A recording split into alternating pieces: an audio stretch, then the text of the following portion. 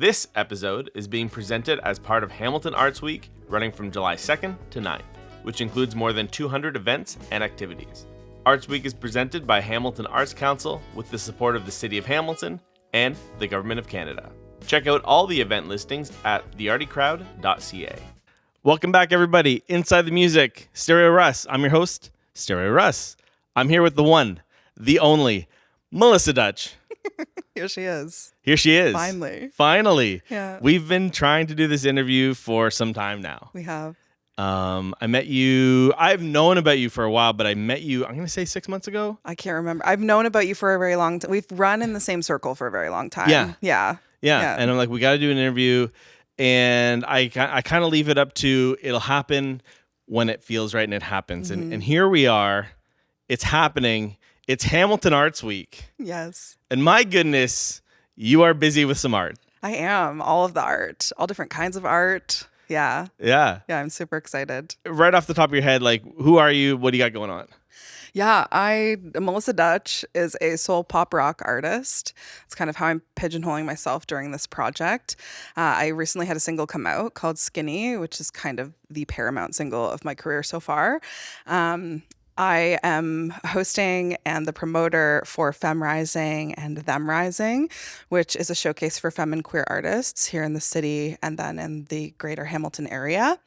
And I have an art exhibit coming up at Collage, which is a new venture for me, dabbling in the visual arts. So, I mean, with music videos, you kind of do that, but this is the first art show that I'm going to be putting on. So, yeah, all the things. Yeah. So my first question for you, you a lot like a lot of the people who I know in the arts. I'll put myself in the same categories. Like, busy is good. Mm-hmm. Busy is great. Like, you want to be busy. We love to be busy. And how does one named Melissa Dutch manage the busyness? Yeah. I think I'm still figuring that out is the answer. And I want to just say, like, it's okay if you don't have that balance figured out yet. It's kind of like on a case-by-case basis and a moment-by-moment thing, you know? I live by my Google Calendar. Like, that's the main thing. Because everything is scheduled. Like, if it's not in the calendar. If it's not in the calendar, I will not remember that it's happening. Yeah. I don't know what happened yesterday, and I don't know what's happening tomorrow. I know it's on the calendar today. Yeah. And that's kind of how my frame of mind exists. And then if I have to, I'll like open the calendar and look at, okay, what is like the overview of the week? But I try to keep my mindset on the day, and I'm more or less successful with that. Yeah, no, yeah. I mean, life is day by day. You wake up, it's a new day. You try and succeed in that day, and then you reflect on it. And you go, if I didn't hit the goals, tomorrow is a new day. And self-care is major. Mm-hmm. Like, I'm a huge proponent for making sure you're caring for yourself as a human being first, before being an artist. And that is a thing that I had to learn through, like, going through burnout. Because my personality is very much go, go, go. And my body got to the point where it was like, okay, you need to take a moment. And so I've studied somatics, yoga, dance. I love being outside, walking. So all those things, keeping yourself fed, all those things that keep you human and grounded have to be there in order for you to do all the other things. This is something I think of often. I think of the balance between, like, self-development. Like, you want to become a better singer, so you practice, and you want to be a better promoter, so you're promoting more. So how does one, I guess this might be a rhetorical question, but you're certainly welcome to answer it, where it's like, how do you balance self-development and, like, self-love and self-care? Well, for me, my mornings are very important. My mornings are for me. My mornings are when I'm feeding myself, I'm getting outside, I'm cleaning the house, like doing all of those human things that people don't see behind the scenes. And afternoons are generally when I put a lot of my though this year has been more challenging because I'm wearing a few more hats than I have in previous years. So my mornings have become a little bit less for me, but I'm feeling that. So after this next week coming up, Mornings are for Melissa. Mornings are for Melissa. Yeah. There should be a t-shirt. Yeah, Mornings are for Melissa. Yeah. It's not a bad idea. I find the same thing too. I hope this isn't derailing things before we even get into things, but I find, because with the arts, when you're being a creative, the day is yours. Mm-hmm. Like, yeah, you could do nothing all day, or you can wake up, and I find I get guilty with this, is I wake up and I want to hit those tasks right away because I feel like I'm being productive. But I find by like 9:30, 10 a.m., I'm already like, that was too much. So I do actually agree with you that like carving out time in the mornings is critical for like daily success and just like longevity. Yeah. If I get too focused in the morning, I'll forget to eat, or I won't have gone outside all day. All these things like, why am I miserable? Like, oh, the sun. Yeah. And then you can't even enjoy all of the cool things that you're doing. Yeah. You know, like if you're not grounded, then it's just going to kind of whiz past you. Yeah. And you're going to, oh, all of that happened, and you can't actually live in the joy of the experience. And of all the great things that we're doing. So for you, and I don't know which way you want to go, I'll leave it in your, this is like Zelda when you like decide what direction we're going. I hope that reference landed for you. So we have your new single, Skinny. We have Femme Rising, and we also have your art project. And then other things if we want. Where would you like to start? Oh, man. I think all of these things are pretty interconnected, if I'm honest. Why don't we start with Femme Rising? Okay. Then we can kind of Skinny and the art project. The art project is almost like a visual extension of the single. So we can get into that maybe second. Okay, so for you, of all you listening, that's the table of contents for today. Okay, yeah, I love that. So Femme Rising, and for those listening, this is when this is like first aired, Hamilton Arts Week, which is a big week here in Hamilton, and as a part of that, you have a Femme Rising event. But this event doesn't just live during Arts Week. This is an ongoing series. Is that correct? This is an ongoing series. Yeah. So this is the second installment this year of Femme Rising. We're doing Femme Rising 5. We started last year. So this is the 5th installment of the project as a whole. We're featuring Nyx Ironstone, Jessie T, Sandra Buza, and Brenna Burns. All like major staples of Canadian music right now. So I'm super excited for this lineup. And then we're going to be hosted by comedian Diana Barbosa. Oh, great. Okay, so you get some comedians in the works. Great. Yeah, just to keep things rolling. And it's going to be super fun. So tell me about the genesis of this. I know for you started, and you are still a musician, and myself, a musician as well, who then I wanted to expand and do other projects. So for you, what was the genesis? Why did you decide I wanted to start this project? Yeah. I mean, if we go all the way back, I was always putting on shows and enlisting my friends and brothers to be in these shows for my film, imprinting flyers and all these things. So I've been doing all this stuff since I was like 8 years old. Right. So it's that in there. Is like, okay. Yeah. Like it's definitely the core of who I am as a human being, even though I didn't necessarily see that until I started promoting like over the past couple years. Performance has always been in my blood, but that's kind of a newer thing. And then I went through my life spending a lot of it singing in the church and serving in the church. And unfortunately, the kind of church that I came from didn't necessarily value the voices of femme people and actively tried to shut down the voices of queer people. So when I made my exodus from that space, Good pun. Right. That became a major goal of mine, is to create a space where women and queer folks' voices are just placed in a space where they matter. Because what we have to say does matter. And because of where the world is right now, I think we need these kind of alternative viewpoints and voices in trying to shape a future that works for everyone. But all of this has kind of developed over the past couple of years as I've put the project together. And I'm really fortunate to be backed by Women in Music Canada, and this year by the Groundwork Promoter Program, and this particular show by Hamilton Arts Week. So the project has really caught on with people, I think, because we need it. I'm curious to know from your perspective as someone who is now I see you as dual, like also musician, as also like an events person and promoter.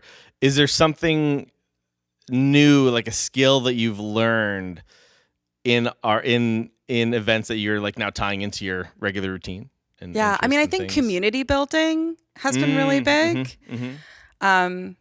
Yeah, like I said, like coming from the background that I come from, we weren't really given the reins on that kind of thing. You just kind of show up to the community the way that it's set up by the men, you know? And I never really had the opportunity to build community. So being able to do that through Femme Rising has been immensely healing. And yeah, just to find that there are people like me who believe in the same things I believe in and want to change the world for the better and prepared to work for it. I think that's really, I felt very much coming from the church that I was kind of the only one who, I felt weird. I felt like a bit of a freak, a bit of an alien. And now building this community, it's like, oh, this is where I was always supposed to be. If you feel different and whatever that is, it's not you. You just like find your people. And it's not necessarily easy to find your people. No. But don't stop searching. Yeah, don't quit.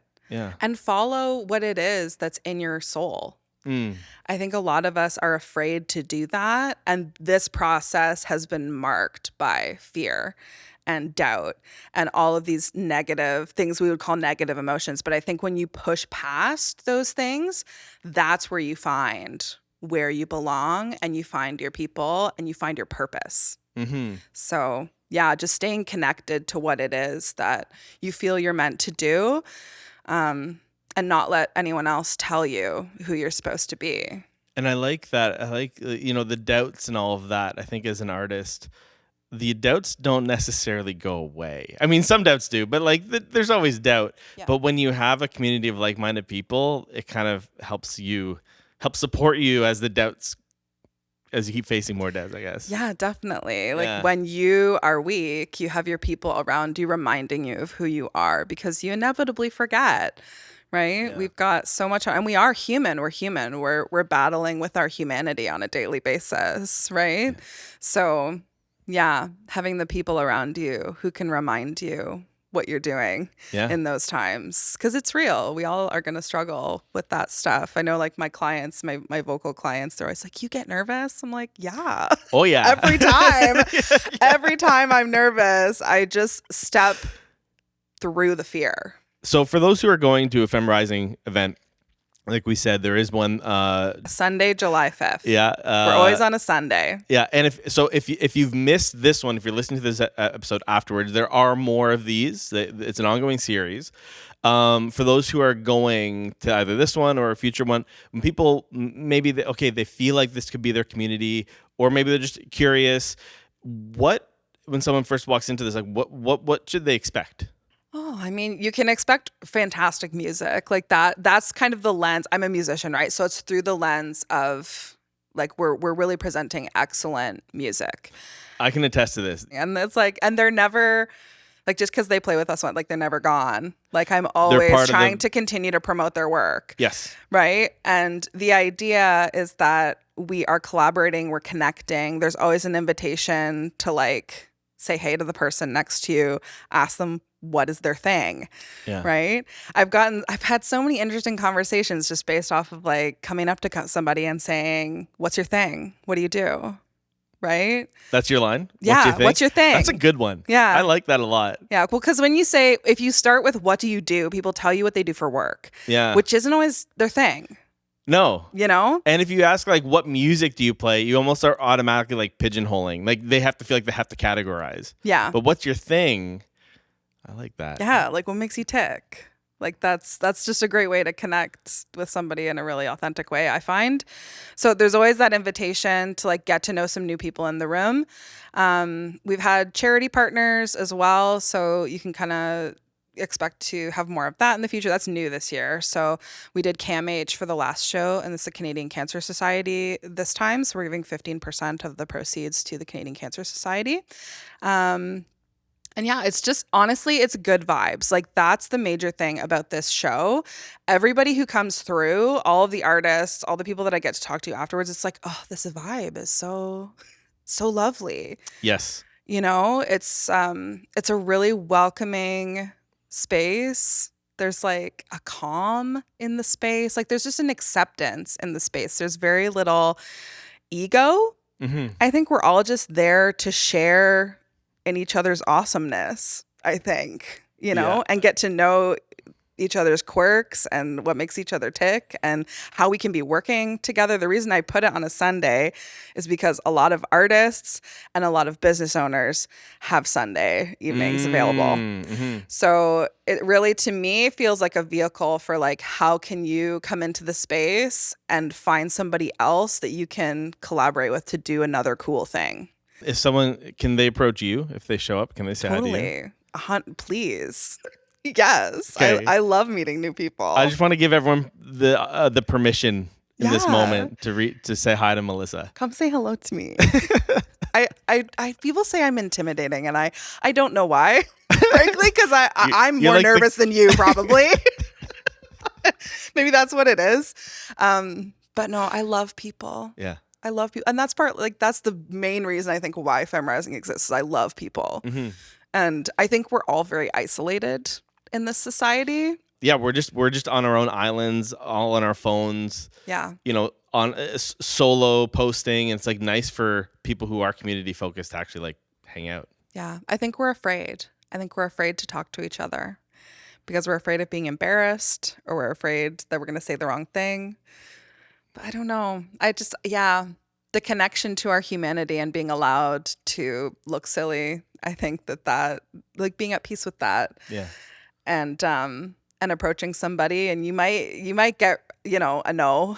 I'm not interested in talking to you, but more often than not, that's a thing that happens. Rejection is a thing, right? You're like, this person stopped making eye contact with me. What's going on? Yeah, it happens. That's life. Yeah, and usually that's more about them than it is 100%, about you. You know, 100%. But I think the more that we can connect to each other, just the happier we're going to be. Yeah. And the more we're going to change the world for the better. Because I think that also is at the core of what we're doing with Femme Rising, is like there's a lot of healing that needs to occur. And I do think women and queer folks, because of the unique challenges that we have and the ways that we've suffered, I think that we have the answer to that. So to wrap up this Femme Rising piece of our conversation, obviously you have a lot of musicians and some who I've had the pleasure of working with and meeting.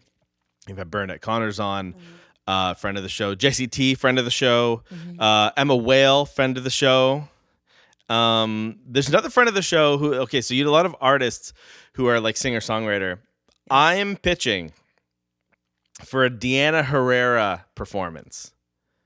She's the best. Isn't she? Can we do? She's the best. We are starting officially right here. This is the official first meeting of the Deanna Herrera fan club. And if you'd like to join, I'm there with you. Deanna's my drummer, so I'm her biggest fan. Can we have a quick minute here for those that don't know who Deanna Herrera is? Can we shed a bit of a spotlight on her right now? Yes, let's do. Who is Deanna Herrera? She is just like the best drummer in town, I think. Deeply hardworking, very heart focused. Like she's just, her soul is so deep and lovely, and it comes through in everything that she attempts to do. Yeah. And I know her like as a friend, I think first and foremost. So my heart goes to like, she's just a beautiful person. And just like the hardest worker and reliable and all the things that you want. If you're looking for a drummer, like she will deliver every time. Doesn't matter what style, like she can do it. All of it. Yeah. Well, like extremely well. Yeah. So. Yeah. She's the best. She's my favorite. Yeah, love she's you, great. Deanna. Yeah. Deanna's the best. You're the best. The best, Deanna. And so that's my pitch is for a Femme Rising. One of the performances is Deanna. I don't know what she could do, whatever she wants. She could sing, she could drum, she could do tin whistle, she could probably dance. I don't know, she could do DJ set, but I think there should be a Deanna Herrera Femme Rising. Well, this is the thing I've thought about, because there's so many women who are playing, but they aren't necessarily like known as artists. Yeah, or like bass players. Yeah. Or producers or whatever it may be. Yeah. So I would love to do a show around those women who are like living in those supportive roles, but are like deeply, deeply talented Yeah. as individuals and artists. So, yeah, thank you for confirming that that idea. Yeah, Deanna, it's Deanna. You're my first call. we're the fan club. There's two of us at least, but if we put a call out, we There's more people for there's sure. a lot, like half, like Yeah. Oh, we gotta head. Emma Wales here, by the way. Emma Wales helping out today. we got a serious head nod from Emma Whale. Yeah. Speaking of Emma Whale, let's do a quick pivot here to your latest single that you released, Skinny, which I was chatting with Emma before this episode. I'll tell you my backstory, and then you can tell me everything. Yeah. I cried. People just go listen to it. It's a crazy song. And then I talked to Emma about it, and she said she cried. So I don't ever tell people to do this. You should just pause this interview right now. Go listen to it. It's crazy. And then I found out, like, what a performance. Like, it's such a performance. I showed my partner, and she's like, who produced it? Who did this? I'm like, I'm going to find out. I found out that Emma mixed it. And mastered it, yeah. And mastered it. But these were, like, bed tracks from before. So, like, wasn't... Just tell me the story. Now there's a bit of backstory on it. Yeah. What a song. What a song. The song is 6 years old. Okay. Yeah. So I wrote the song in 2021. I was just coming out in 2020. I was kind of at the height of my eating disorder. That was how I coped with the shutdown.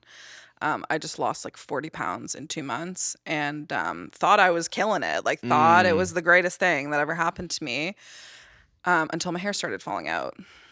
And it was like, okay, maybe this isn't what it's about. So in 2021, I invested in eating disorder treatment. So I put myself through that. And the first half of the song was written during the treatment. The second half of the song was written a year after my treatment. So you'll see after the kind of monologue portion of the song how it turns. Yes. Because the first part feels like I'm going through it. These are my feelings. And then I'm listening to this. I'm like, I really hope that there's like a light at the end of this tunnel. And there really is. And there is. Yeah. Because I lived that recovery. And that doesn't mean that I don't struggle still. I think that is important to say for anybody who's struggling with an eating disorder. Unfortunately, when you have a disordered relationship with food, that is a thing that you're going to kind of wrestle with at different points in your life as you go through your life. But I think always coming back, I think this is a song you can always come back to because especially as a woman in a body in this society, we are trained to be dissatisfied with it and to hyperfocus on it. And I think coming back to validating those feelings that go with that experience, but also returning to the redemptive aspect of it, that we are worthy beyond what we appear. So the song was written 6 years ago. 2 years ago, I brought it to Ali Rain. And we recorded it in her bedroom studio. I had actually just been off bronchitis when I recorded the vocals for that song, thinking it was just going to be like a demo scratch vocal. I came back to it, I think last year or 2 years ago, and I tried to re-record the vocals, and I just wasn't getting what I wanted from it. I think I was overthinking it. I wanted it to be something, And then, I think I brought it to you, Emma, and I was like, do you think it's okay just the way it is? And Emma was like, yeah. I think this sounds great. So, So for the final mixing and mastering, I put it in Emma's hands, and she did such a beautiful job with it. And I think I wasn't ready until now to put it out there publicly. It's deeply vulnerable, and it's probably the biggest struggle of my life with just my body image and my weight and existing in a body that is bigger. It seems to be one of those like the only kind of discrimination that seems okay still. And we all exist in different bodies, and we don't really have a lot of control about that. I have gone through periods where I had an extreme level of control, but that was never healthy. So Yeah, it's funny how like internally, like physically, it's like, wow, this person's in great shape or whatever it is, but like mentally, they're suffering because of the anxiety towards it and all the other things that come along with it. yeah, you can't know from someone's exterior What whether their they're, mindset is healthy or not. yeah, Like there are fit people who have a very healthy relationship to yes, food and exercise, and there are fit people who have a very disordered relationship to fitness and yeah, exercise and food. And there are people who live in fat bodies like me who have a healthy relationship to food and exercise, and people who don't. yeah, You can't, I mean, it's the whole, we've been told from being children, you can't judge a book by its cover, and I don't know where that's gotten lost. I mean, I think that fascism has a lot to do with it. mm, I think if they can control if they can control our hyper focus on our bodies and internalizing the ways we feel about ourselves, that takes our focus away from the things that are actually going to create change. yes, yeah, So um, so that really sparked. I think when I came to that understanding is that this is bigger than just my body. This is bigger like a than just you and systemic, me. This is about control. mm-hmm. And I think when I was able to come to terms with that, I was much more empowered Interesting, in the message of like, I can exist mm-hmm. in this body. And this body might shrink and this body might get bigger, but that's not what matters. Yeah. It's how is my mindset? How am I relating to the people around me? How am I making change in my community? Those are the things that matter.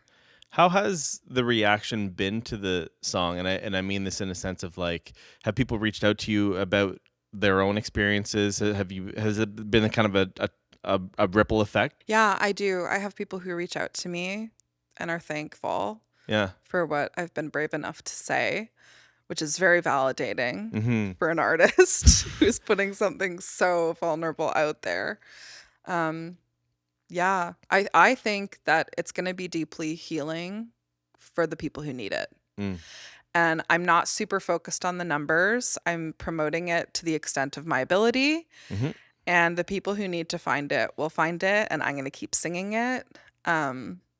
Yeah, but I think that it is a powerful song because it comes from a very real, honest place.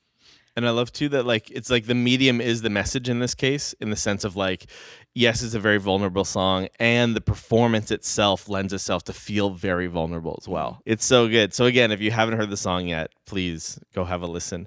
For those who want to maybe are writing vulnerable music, and it's sitting on their shelf or in the files, and they want to release it, but they don't feel comfortable. Like, do you have any thoughts or feelings for anyone who might be in that position? I'm not saying necessarily go and do it or not, just like, navigating that struggle. I think feeling ready about it is important. I don't think you'll ever feel fully ready with something that scares you. I think you ultimately do have to kind of push past that fear at a certain point. But I think you also need to know yourself. Like I don't think I was in as like stable of a place with my confidence before now.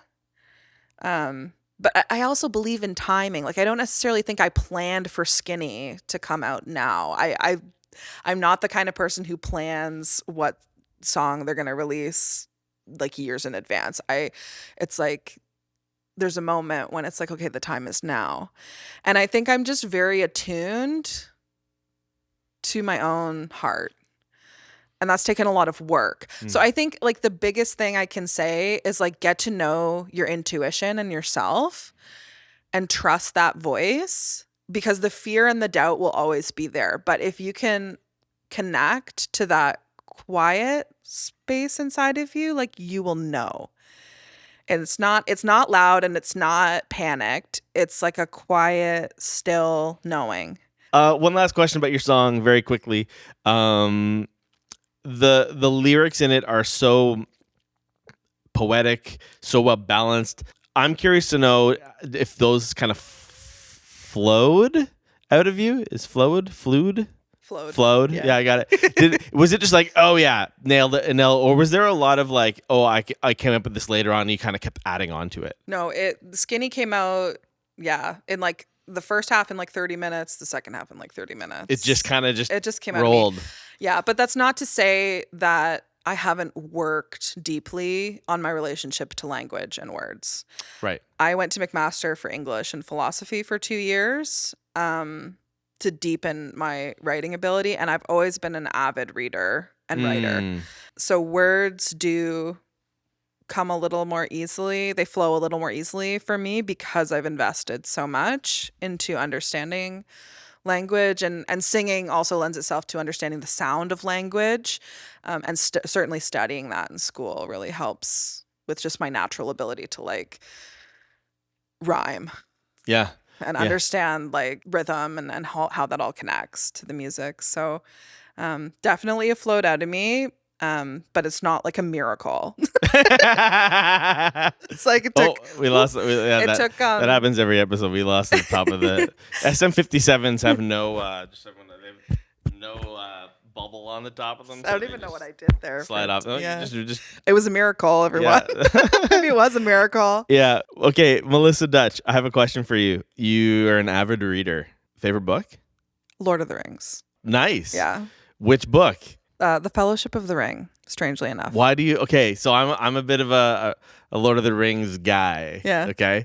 Why Fellowship? I mean, I think they spend a lot of time in Hobbiton, so that like just the community of that, and like the idyllic way of living, and the challenge that Frodo faces of like staying in that place or taking on this massive journey that he can't possibly comprehend. I think I identify with that idea coming from the place that like I should not be here. Right. Like I studied classical music growing up. I thought I was going to be an opera singer. I was in like fundamentalist religion, and now I'm like champion of the women and the gays singing like rock music. Like that is, I should not be here. No. And I could not have known what I was signing up for when I made the decision to go this direction. So I think always in my heart of hearts, I identified with that choice, like Frodo's choice to do that. Do other parts of that journey coincide with what you're doing, or just that beginning part, and then you have your own story? I think I'm still kind of in the beginning. I think I'm still in the Fellowship of the Ring. Okay, yeah. I think I'm still amassing the fellowship. Yeah. You know? Yeah, okay. And I foresee major challenges with the way that I'm choosing to use my voice. I think it could be threatening to people who don't believe the things that I believe, to people who are afraid of their own humanity, and to the powers that be. So I don't take what I do lightly. But yeah, I mean, I grew up in the church, so I've got a martyr complex too. Right. Okay. So and Tolkien was like famously Catholic. Yeah. You know. Was he buds with C.S. Lewis? Was that a thing? Did I make that up? Yeah. No. They worked together. Yeah. On their books, and C.S. Lewis was much less Catholic, but Tolkien was pretty Catholic. They were both very Christian. Yeah. Yeah. Yeah. Yeah. I grew up reading a lot of C.S. Lewis too, which I identified with a little bit less. But his essays, there was a time when I was pretty into C.S. Lewis's essays. But yeah, I think Tolkien does such a good job of like the hero's journey and yeah, just giving you a character to relate to, like no matter who you are, in the context of the story. You're somewhere along this journey, and you're doing Femme Rising, which has been, I think, a massive success here in Hamilton, and I'm so excited for where it's going. And you also have, if I'm not mistaken, an art show that's about to be launched, and I'm so curious to hear about this. Yeah, so it's called Under the Skin. And it's kind of a visual extension of Skinny. And we've actually created an open call. So artists in Hamilton, that's closing though on Thursday. So I don't know when this is going to go out. Thursday. Yeah. It's So closed, that will be everybody. the last that will be the last day you can submit your work. So we're looking for anything around bodies. Right. So body dysmorphia, the things we love about our body, loving your body, queer bodies, work and pleasure and how our bodies play into that. So anything thematically around the body. And we're using some of the footage from the music video. We're launching the music video on July 10th. I'm so excited for the July 10th event. So we're starting it off upstairs at Collage, and we're going to do an open mic, and we're going to screen the video. And then we'll pop downstairs, and we're going to have 3 different DJs playing, and then we're going to have some shibari performance art happening. Sorry, for those the that night. don't know, shibari. Rope tying. So it has been associated with the kink community, but I utilized it just artistically in the video, in the Skinny music video. And yeah, it's a beautiful, beautiful art form. Like Patty I worked with, just so deeply talented at what he does. And it's art. So it's going to be wild and fun and a little bit sexy, and yeah, we're just gonna love our bodies. I love it. Yeah. So who else is involved in this? I know you mentioned a few, like Collage. It's at Collage, if I'm not mistaken. Yeah, it's at Collage. Which Corduroy. is on, It's on James Street, just above Far Side. Yep. Liam from Corduroy Earth is also working with me on this project, which I'm really excited about. Love Liam. So Liam's working with me on this.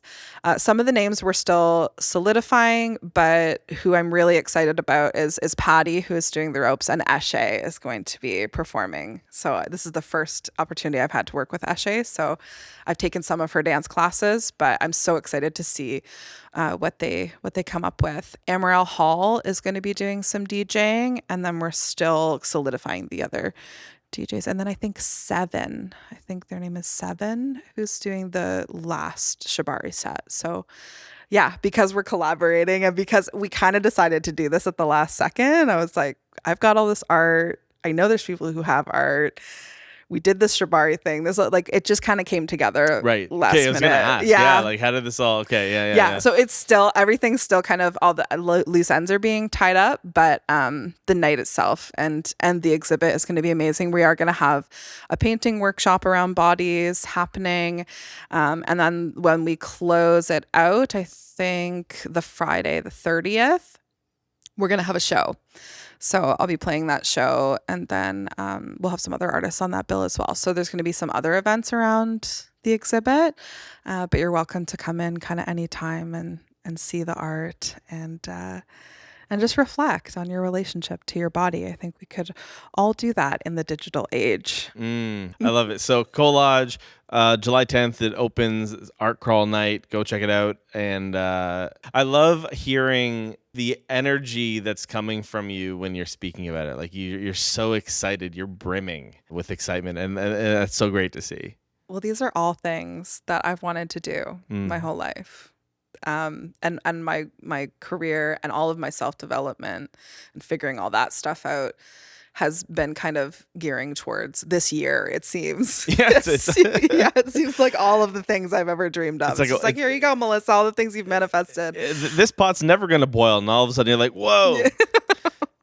Which is kind of the way it goes, I think, in the arts. Yeah. You know, like your moment comes and you just learn to live up to it. And I think that's what I'm trying to do. And yeah, I've worked to make all of the things that I'm presenting truly excellent. Mm-hmm.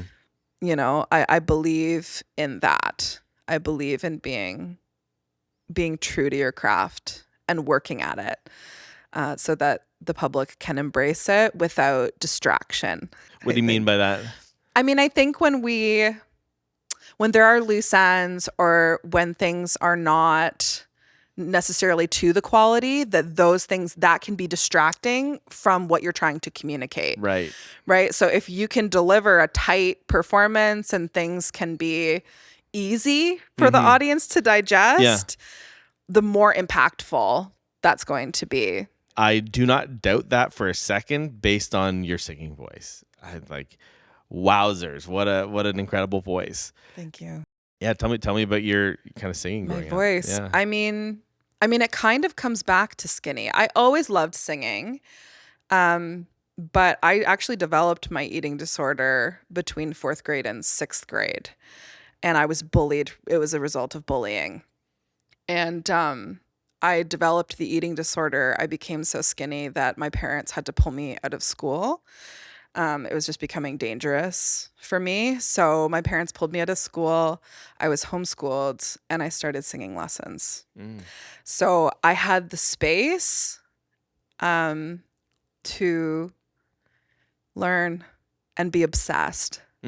So I got obsessed with singing. And my background is classical training. I can hear that. That checks out. Yeah. And I was competing all over the province, in the States. I was a competitive classical vocalist from like age 11 until age 19. And I thought I was going to be at the Met. Like I thought I was going to do opera. Yeah. And I went to school at Laurier for opera. And when I got there, I just found myself in the practice room singing like Stevie Nicks and starting to write my own music. And that, frankly, was a surprise to me. I thought that I could only sing opera. So I pulled out halfway through my first year. And then I had to recalibrate. And that's when I ended up at, I had been doing writing. And so I ended up at McMaster for English and philosophy. And then I went to Humber for jazz and contemporary music. And that just like opened my world. This is it. All right. It was like, oh my, because I was always the person who like they'd give me Handel and I would start making up my own things. And they were like, you can't do that. You can't do that with Handel. You have to do it as the composer intended, right? So I was always getting a slap on the wrist from my teacher being like, you can't just make things up, Melissa. But it sounds great. Right? And then I went to school for jazz and I was like, oh yeah. This is my space. And they were like, improvise. And I was like, yes, I can, It was terrifying at first, but then you're also in that environment. You learn from other people doing it. Like there's a safety in that too, right? Yeah, life changing. So that's kind of the story of my voice, and that's when I started to kind of shift genres as well. I started to learn how to sing different genres and where to place things in the face, and I really got to know my instrument a lot better, which has made me a much better coach too, because I can teach people pretty much any style. Do you have like a guilty pleasure style of music that you're willing to share during this podcast? I thought there'd be no gotcha questions, but here we are. I'm sorry. I don't know if I feel guilty about it. I mean, like lo-fi beats. Yeah. Okay. Like that's what I live my life to mostly, because I think, I'm singing complex stuff all the time and listening to complex music when I go out. So when I'm at home, I need something that's just like, there's this artist called Bibio. Have you ever heard of Bibio? I've not heard Bibio. Okay, well, you need to listen to Bibio. I'm in his like top 0.001% fan. I listen to Bibio all the time. So maybe that I feel guilty of how much I listen to Bibio, but certainly not guilty that I listen to Bibio. Okay. Yeah. Okay. Noted. Yeah. Noted. Checking out Bibio. Yeah. Yeah. Okay. Let's go the other direction. So obviously, as someone who's as technically proficient in vocals as you are, who is maybe an underrated vocalist in your eyes? I mean, when I first started coming up, and one of my major influences is Florence Welch of Florence and the Machine. And I remember being with a producer and him being like, oh, her voice like isn't that great. Like she's a little bit pitchy. So that's the only person I can think. I know there are some voices that like are like Adele and Sam Smith and John Mayer, like these people who have very impactful and emotional voices, but they've run into vocal injury. So that's challenging. What do you mean? I think that like some voices that are heralded for being amazing and some voices that people like I'm speaking from like the vocal coach perspective now, I think. They're doing something so over the top great, but like there's a cost to it. Is yes. that yeah. And people are trying to copy these sounds and it's not necessarily healthy sounds. Oh. So yeah, I don't know. And I do think like classical music and like the classic jazz singers like Ella and like the things that are not so trendy anymore, like those voices with like a vibrato, right? People are like super vibrato averse now. It's like you want everything to be a straight tone. Like I think that those voices, there's something huge to be learned about like vocal health and just like the beauty of those voices, even though it's not like trendy anymore. And as singers, we do have to be aware, especially if we're going to be touring artists, that we are singing in a healthy fashion and then we're not over singing. This is everyone's struggle who has like a bigger voice. Like we get so emotionally into it and we sometimes over sing, right? So making sure, again, it comes back to that, like I'm a body. Right? What does my body need? As much as the sound is going to be like, well, and we want to like sing out all the time, we have to account for the fact that when we're building a set, like we are in a body and the voice is a muscle, right? If you're like pumping iron for an hour, you're going to injure yourself if you haven't warmed up properly, if you haven't like built up to that, amount of time to be working out, So yeah, it's a body. And we just need to like treat it like a body and learn how to use it in a way that's not going to injure it. I love that this brings the whole interview together because I think we started with, self-development and also self-love. And I think that you mentioning that kind of encapsulates the whole essence of this episode. Well, I believe that singing is a metaphor for life. Go on. I mean, if you take a lesson with me, like these things will come up where it's like, what lives in our body comes out in our voice, whether that's trauma, whether that's joy. And I think that's why, like you say, my performance is so impactful. It's because I'm so connected to what's happening in my soul and in my body. And that translates, right? So, yeah, I think the voice, when we learn how to sing, we're learning how to be. I think that's the end of this episode. Melissa Dutch, thank you so much for taking the time. Everyone, go check out Femme Rising. Check out, if you're in the Hamilton area, check out her art exhibit that's going to be at Collage. And certainly check out Skinny. It's a wonderful track. Yeah. Oh, also, I'm at Road to Supercrawl on Wednesday. Oh, and there's also Road to Supercrawl. Just go to, your handle is it just at Melissa Dutch? At melissa.dutch, or you can go to melissadutch.com. Okay. You know where to go, everyone. Goodbye, everybody. Thanks for listening. Thanks for watching. Have a great day. Thanks so much. This is fun. This is so fun. And that was the first ever interview I was able to land the ending. Usually I'm just like, we're done. This episode is being presented as part of Hamilton Arts Week, running from July 2nd to 9th, which includes more than 200 events and activities. Arts Week is presented by Hamilton Arts Council with the support of the City of Hamilton and the Government of Canada.